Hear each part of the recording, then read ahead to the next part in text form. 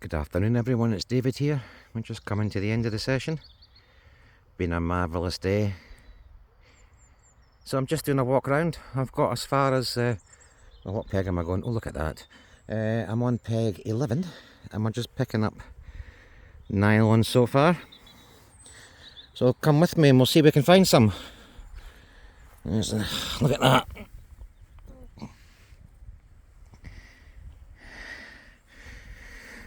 That's one bit, two bits. Good God. I need to watch and there's no hooks on it and get caught. I'm a little bit late. It's easier to do it when the sun's setting because you can see it sort of reflects off it. So yeah, I have to come round, or a team member has to come around every session and pick up your nylon and your fag ends. Thank you. Yeah, we love it. Nothing better to do than come around and pick up your crap. Right, that's not too bad. Thankfully things are starting to dry out at last, but the forecast is not great. If the forecast is to be believed, it's going to rain from Friday to Monday. What a rise we've had on today. Look at that. Wow. It's been incredible. And the colours are really starting to come back now. The fishery is starting to become beautiful again. The grass is greening, the trees are greening. The lights changed, it just feels amazing. Fish rising. Bruce has got his entomology tank up and running. And we've got the first load of water boatmen and beetles and crixia and damsels and all sorts in there. If you fancy having a look, that'll show you what the fish are actually feeding on here. And this is the kind of fishery where we encourage the fish to feed as naturally as possible. That's why sometimes when you've got your modern methods, it's really difficult because the fish, look at these fish here, they're all rising to midge, and it's beetles today actually. Wee black midge and beetles. Oh yeah, look at them, they're just everywhere. The sun's gone over now, so the fish are starting to respond. But we are expecting a frost this evening, or near to it. I think they're talking about 3 or 4 degrees. Yeah, this is one of the most popular pegs on the fishery, peg 14. Up at the far end here. I've always liked fishing this peg. You get a great view. There's a sign things are coming back to normal. The swans are harvesting all the weed. That's just unbelievable. It makes my heart skip, it really does. Everything's starting to come back again. Such a joy. Absolute joy. Anyway, I'm going to carry on with this, picking up your nylon. In fact, I see a bit right there at the end of the bridge, just with the sun catching it. Right, that's my pile. And this is the one I just found. Look at that. It's one of these bits that somebody's taken the time to cut up. Don't cut it into 6-inch bits. If you're going to throw it on the grass, throw the whole thing on the grass. It's a lot easier to pick up one bit than 16 6-inch bits. Anyway, we'll continue with this. So the banks are starting to dry out. I did cut this yesterday with a lawnmower. And when I say cut, I just took the top off. But you can see it's starting to come back lovely, innit? I do enjoy the cutting the grass on the lawnmower. It's true what they say, when you get older, it's the simple things in life that matter. I'm just realising it now that I'm 53, that all the dramas that we used to think about the most important things in your life, they really don't matter. None of it matters. And it's not until you get on a bit with the years ahead or less than the years past, you realise just how much time you've wasted chasing money and chasing dreams that you're never going to have. Find something you like and stick to that. It's the best advice I could give to someone. Wish I'd figured that out many years before this. I think I spent 20 years in pubs and restaurants, and anyone who's worked in that industry will know it's hard work, underpaid, and the amount of hassle you have to put up with. You know, I wish I'd found this and not wasted 20 years trying to chase money. That was the thing when I was younger. I wanted to be the youngest, a millionaire as quick as I possibly could. And I did well, don't get me wrong.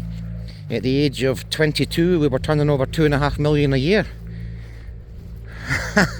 And I thought that was the be-all and end-all. I soon learned. I had 7 pubs on the go at one point. And one morning I got up for work as normal, put my suit on, got my briefcase ready. And I was sitting down watching the news, just catching up with what's going on. And the tears started. For no reason. 2 days I sat there greeting like a wee lassie for no reason. Eventually I phoned the doctor. What's going on here? Eventually I phoned the doctor anyway, and the doctor came out and I was having a breakdown. And I just wore myself out, chasing money. You know? And there's absolutely no point to it. So at that point there, that's when I stopped chasing the pound and started chasing happiness. And I'm a happier person for it. Much happier. Well, that's been 6 months since Euan died. And I'm struggling, to be honest. I'm struggling to find reason to get on with things at home. The fishery forces me to work, but at home I'm going home to a cold, empty house. No heating on, no fire on, no dog. And it's hard. I'm really finding it difficult. So I'm going to immerse myself in the fishery. The weather's finally turning and it's warming up and I'm feeling better about it, so look at that. There's a nice wee ripple now. That's a pressure drop, and we've had a very high pressure all day. Beautiful, but it's made for difficult fishing. If you've got a breeze, that tells you the pressure's dropping. It's the change in pressure that causes the breeze, and the bigger the pressure change, the stronger the wind. So that tells you pressure's dropping and it should start to fish. Wonderful. But yeah, so 6 months since Euan died, and I'm getting there slowly. But it is difficult. It is really difficult. Oh. There we go. If it wasn't for this place, I don't think I'd have made it. I had no help. You know, Euan was diagnosed with a cancer, bile duct cancer he had. He was diagnosed with that about 18 months before he died. I never saw a Macmillan nurse, not once. District nurses helped out as best they could, but I never saw a Macmillan nurse, not once. Did it all myself. Euan wanted to stay at home and die at home, and I made that happen. But my God, it was difficult. Nobody to help me. Nobody warned me what to expect. But we did it. We did it, but it knocked the shit out of me, that's for sure.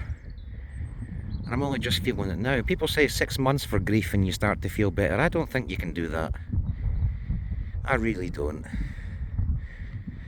Not after being with the same person for 35 years. We were together 35 years. You know, I'm 53 this year. Work that out. You know, 2/3 of my life was spent together. I've never been alone. I've never had to run a house. See, trying to operate the bloody tumble dryer. I didn't ken there was a condenser on it. The first time I used it, stuck it in to dry the clothes. Halfway through, the alarm went off. I was off for buying a new one. It wasn't until a neighbour said, "Have you emptied the water?" What are you talking about? And apparently there's a drawer where the steam condenses into water. I didn't know. I didn't know. It took me an hour to figure out how to clean the filter on the Hoover. There's all these wee things that you just take for granted when your partner does it. It must be really difficult for somebody in their 70s if they lose a partner. How do you start again from there? I can't even begin to imagine. But I can tell you, this place has saved my life. I had many dark thoughts during the first 2 or 3 weeks after Euan passed.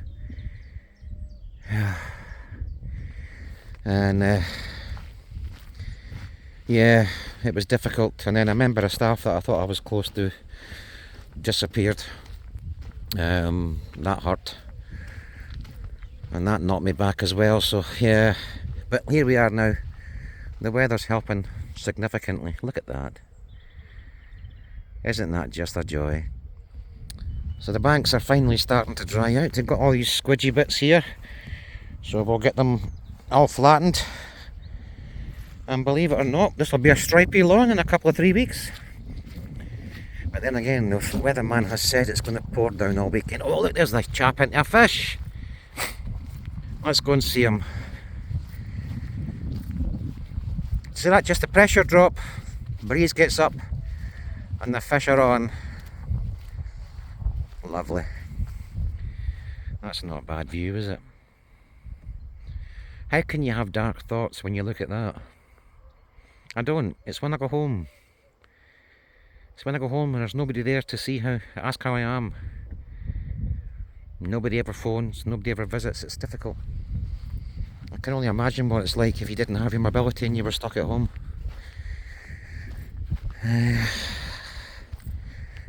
Yeah, we'll get there. But I am still grieving, it's hard. Come to work, put a face on, pretend everything's okay, but inside you're dying. You know, and then you snap at someone for the slightest wee thing. Yeah. There we go, there's the man just releasing his fish now. Well done, what did you get her on? Shuttlecock. Shuttlecock off the top, yeah. It's taken me a long time. Yeah, but I've missed about 15. You've missed about 15 fish. Well, see, in the flat cam like that, it's really hard. We've just had a pressure change, so that's why you're getting the wind and the fish will just come on.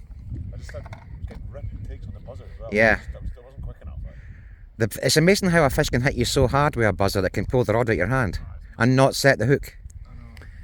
But yeah, that's the pressure dropping now, so you should see a difference in the fishing. Air pressure's been way up, and if you don't know, high air pressure pushes them down, low air pressure brings them up. And we've been under a pretty consistent high pressure the last couple of days. It's made fishing difficult and the fish have been quite tepid and shy. But once you get a ripple in the water and a drop in the pressure, they make up for it pretty quickly, let me tell you. So, congratulations to that customer. So we're down at the dam end now, coming out the breeze. Back into the flat cam. The water levels dropped down nicely. Look at that. You can see the dyes in the water. I put a stronger dose of dye in because we were a month late. And if the weed gets just through the silt, you're beat. There's nothing you can do, you're beat. Just, I mean, if all it's got to do is pop its head through the silt and you're beat. It'll overwhelm your lock no matter what you do. So I think we've got there in time. I couldn't wait any longer. So it's a bit darker than I would like. It's quite beautiful like this, to be honest. And what we've noticed is that adding the dye affords the fish an extra level of protection. So when you get a bright sunny day like this, to the fish it's twilight and they feel safer coming to the top. They're not getting burnt by the sun, they're not getting blinded, and they don't feel as vulnerable as they would do in normal gin clear water. So it does help. But that will dilute out over the coming days, especially if the forecast is as it says it is. There's Alan, he normally catches lots of fish. He's had a hard one today as well. Tough as old boots today, Alan, eh? The yin and the yang. I wouldn't have it any other way, to be fair. There we go. So there's the wind settling down again. So we'll just walk round. We're nearly there. That's a 14-minute video. It's one of the longest videos I've ever made. I've never talked so much in all my life. If you know me, that's not true. There's not much I get excited about these days. Big fish, a cup of tea and a natter, that's what does it for me. Stripy grass and garden sheds. Yeah. So you see the gorse bush is starting to flower. Well, it's flowering now. The gorse and the whim, is an amazing source for one particular fly. Can you guess what it is? There's one fly that loves this, and they fly around in clouds. You'll see them in the next 2 or 3 weeks. Hawthorn flies. Hawthorn flies love gorse and whim. And when you get an easterly wind here, it blows them all onto the water. And if you put a hawthorn on the water when that's happened, it's not a case of if, it's a case of when. Phenomenal fishing. So that'll be coming along just shortly. Look at your hawthorn flies. There we go. And we've got two doggies lying here that are the most obedient doggies I've ever had the pleasure of meeting. Well, I fed them biscuits, so that usually makes you their best friend. Here they come.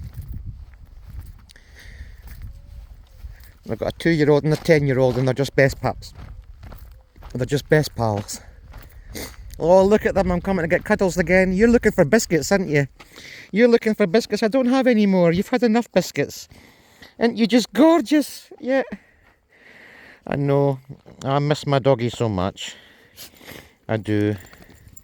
You're so clever and obedient. You are. I'm jealous. I'm jealous. And that's us back at the office. So there you can see the gator and the lawnmower. It's been busy today.